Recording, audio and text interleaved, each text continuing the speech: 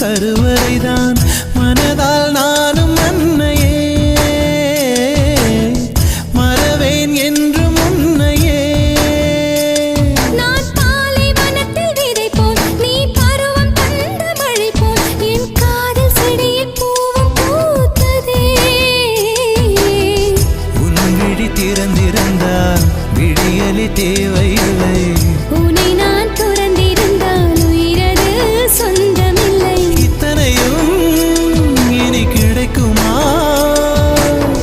கிடைக்கும் கிடைக்கும்